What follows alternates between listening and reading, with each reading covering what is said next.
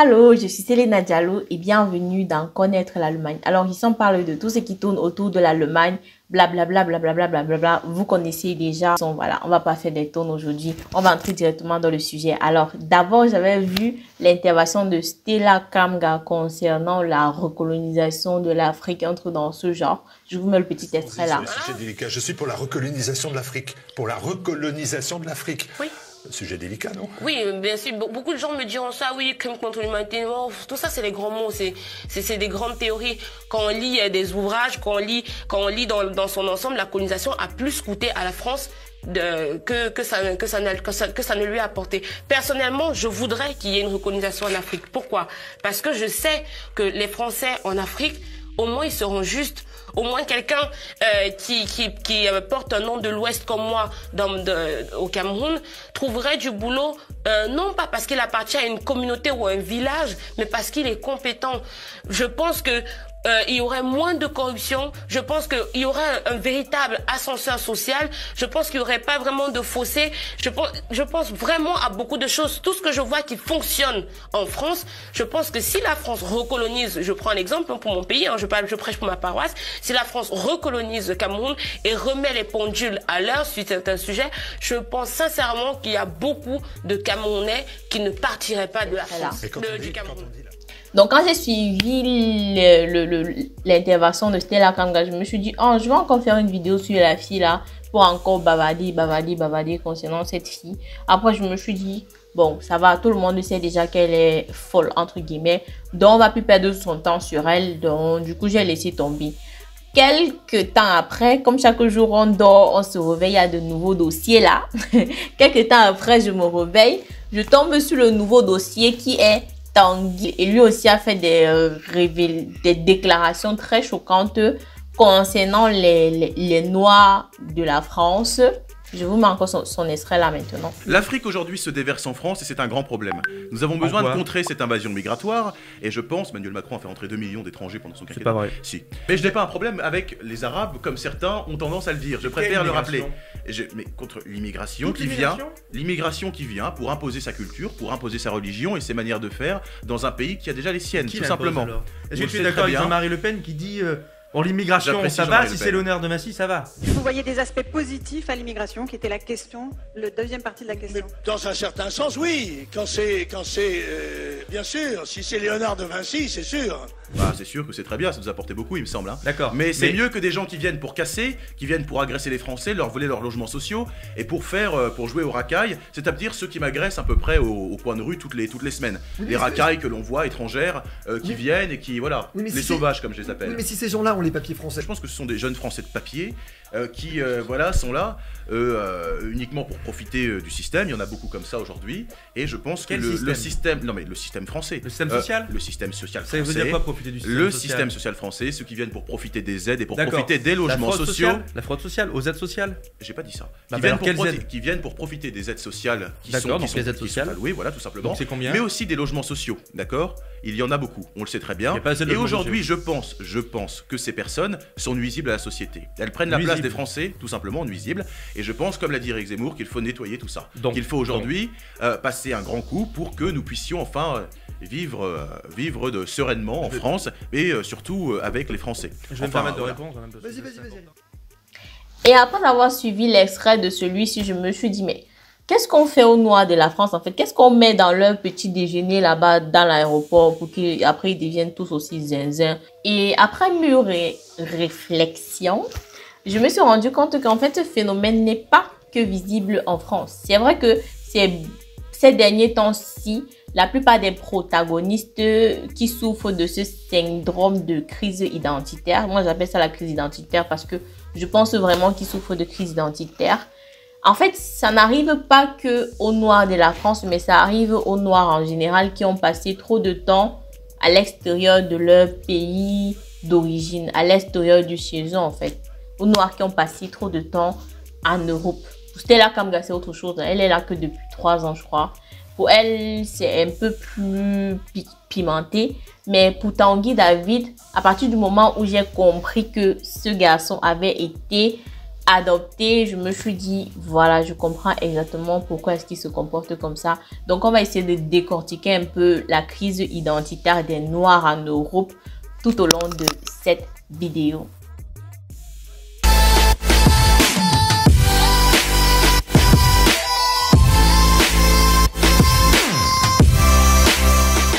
Alors, la crise d'identité, c'est quoi exactement? Je suis sur Google et je vous lis un peu en psychologie. Le terme crise d'identité, inventé par le psychologue Erik Erikson, désigne l'incapacité pour l'ego d'avoir une identité qui lui est propre. La crise d'identité survient généralement lors de l'adolescence. C'est quoi une identité? L'identité, c'est un ensemble de critères de définition d'un sujet et un sentiment interne. Ce sentiment d'identité est composé de différents sentiments. Sentiment d'unité, sentiment de cohérence, sentiment d'appartenance qui est très important, sentiment de valeur, sentiment d'autonomie et de confiance organisé autour d'une volonté d'existence. Alors, pourquoi est-ce que je dis que autant Stella Kamga que Tanguy David souffrent d'une crise d'identité? Parce que je pense que ils ont été trop exposés aux valeurs qui ne sont pas les leurs, qui sont les valeurs africaines, les valeurs que prône notre continent africain. Pour Tanguy, il y a déjà la crise d'identité, il y a aussi sa jeunesse. Notons que ce garçon, il n'a que 18 ans, c'est un bébé. Donc franchement, avant de vous mettre à l'insulter sur le net, comme j'ai vu les gens le menacer de mort, lui profaner de telles injures. Rappelez-vous que c'est un bébé, ce garçon, il n'a que 18 ans. Est-ce que à 18 ans, vous aviez la maturité que vous avez aujourd'hui? Si la réponse est non, mettez-vous à sa place et essayez de le raisonner comme vous auriez raisonné une personne de son âge à lui. Je veux dire, on ne réprimande pas un enfant de 4 ans comme on réprimande un enfant de 14 ans. Donc, ayez la maturité de comprendre que ce jeune homme est encore en un cycle de développement. Donc, du coup, comprenez-le. Comprenez ses prises de position. Donc, là, ça, c'est déjà la première raison qui justifie, entre guillemets, son acte. Justifier, c'est trop dire. Mais je veux dire, comment faire pour comprendre son acte, en fait? C'est déjà la première raison. C'est un début de réponse. La deuxième raison, c'est que cet homme a été élevé par des parents blancs français. Il est français, il n'est certes pas blanc, mais il a été éduqué selon les principes français en fait. Et n'oublions pas qu'il a été adopté au Mali pour être élevé en France. Donc déjà, il y a eu ce sentiment de rejet vis-à-vis des siens qu'il a dû avoir ressenti dans son enfance en se disant que voilà, j'ai été adopté. Ça veut dire que mes parents noirs m'ont rejeté. Ça veut dire que mes parents noirs n'ont pas voulu de moi. Et donc, du coup, ils m'ont déposé comme ça. J'ai eu la chance d'être pris par des parents blancs qui ont été bienveillants. Donc, du coup, comment il va se sentir plus redevable vis-à-vis de ses parents blancs-là que de ses parents d'origine noire. Et par contrario, il peut aussi arriver qu'ils finissent par détester ses propres origines, sa propre race en fait, parce qu'il se dit, ils m'ont rejeté en fait quand j'étais petit, quand j'étais bébé, ils n'ont pas voulu de moi. Donc pourquoi est-ce que moi je voudrais d'eux en fait? Du coup, c'est pour ça que je parle de crise identitaire en fait, parce que certes, il reste noir, mais il a une histoire derrière sa couleur de peau en fait. Il est noir, mais il a été chouchouté par les blancs et rejeté par les noirs dès son enfance. Donc, imaginez un peu le traumatisme de l'enfant qu'il a vécu en fait. C'est vrai que tous les enfants noirs élevés par des blancs ne finissent pas comme lui, mais j'essaie juste de comprendre ce qui se passe dans la tête de ce jeune homme. Et pour lui, en fait, c'est encore compréhensible entre guillemets parce que lui, il a vécu avec des parents blancs. Mais malheureusement, il y a énormément d'enfants noirs ayant grandi avec des parents noirs qui souffrent également de crise identitaire. Je veux pas là dire que des Tanguy David, des personnes comme lui, avec des prises de position aussi radicales que les siennes vis-à-vis des noirs et des immigrés en général dans son pays, entre guillemets, ils sont très nombreux en fait. Prenons juste l'exemple, ici en Allemagne. Combien d'entre vous ont déjà rencontré des Noirs qui sont nés ici en Allemagne et qui ne leur ont pas salué? Je veux dire, vous êtes déjà assis dans le bus avec un Noir que vous saviez, quand on voit un noir qui est né en Allemagne, qui a grandi en Allemagne, on le reconnaît à distance, tu vois, ils sont différents de nous. Combien de fois vous êtes déjà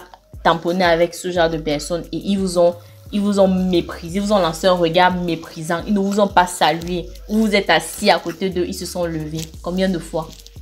Je ne compte même plus. Ils sont de nombreuses fois, en fait. Moi, ça m'arrive tout le temps. J'arrive à l'université, m'assois à côté d'une Geboren, comme on dit en allemand, une fille qui est née ici en Allemagne. Elle se lève. Elle ne veut même pas être identifiée à moi. Elle ne veut même pas que les gens pensent qu'elle est moi et un truc. Elle se lève carrément et passe s'asseoir ailleurs. Pourquoi elle fait ça? Parce que ça, c'est la crise d'identité, en fait. Elle ne veut pas se reconnaître comme étant noire. Pourtant, elle n'a pas été éduquée par des parents blancs. Elle a bel et bien été éduquée par des parents noirs comme elle. Mais pourquoi elle aussi, elle souffre de cette crise identitaire? Donc, je ne vais pas là dire que c'est facile de se mettre derrière son écran et d'insulter Monsieur Tanguy Will, Monsieur Tanguy David, qui a des prises de position assez radicales vis-à-vis de nous. De nous les Noirs, qui considèrent comme un peuple qui n'étant pas le sien. Mais est-ce que vous qui critiquez Monsieur Tanguy là, est-ce que vos enfants sont différents de lui?